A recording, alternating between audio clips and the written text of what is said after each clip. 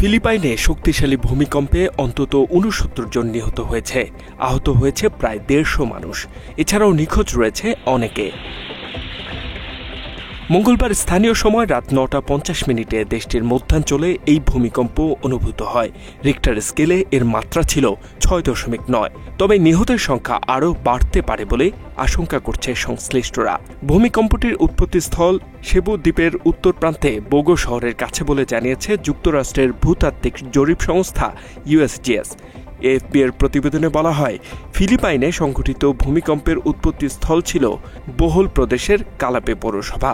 ভূপৃষ্ঠ থেকে প্রায় ১১ কিলোমিটার সমুদ্রের গভীরে এর উৎপত্তি হয়েছে। ওই এলাকায় প্রায় ৩৩,০০০ মানুষের বসবাস। প্রাথমিকভাবে ফিলিপাইনে ৭ মাত্রার ভূমিকম্প আঘাত এনেছে বলে জানালেও পরবর্তীতে তা সংশোধন করে ইউএসজিএস। মার্কিন ভূতাত্ত্বিক সংস্থা জানায়, ফিলিপাইনের মধ্যাঞ্চলে ৬.৯ মাত্রার ভূকম্পন রেকর্ড করা হয়েছে।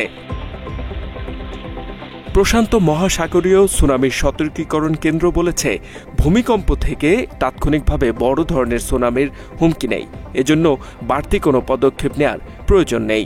প্রশান্ত মহাসাগরীয় রিং অফ ফায়ারে অবস্থিত ফিলিপাইনে প্রায়ই ভূমিকম্প হয়, যদিও বেশিরভাগ ভূমিকম্প মানুষ টের পায় না।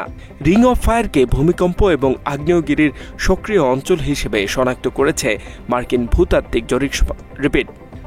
ভূতাত্ত্বিক জরিপ সংস্থা।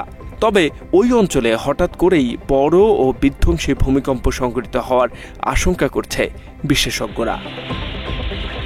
H M Ataullah, Bangla addition.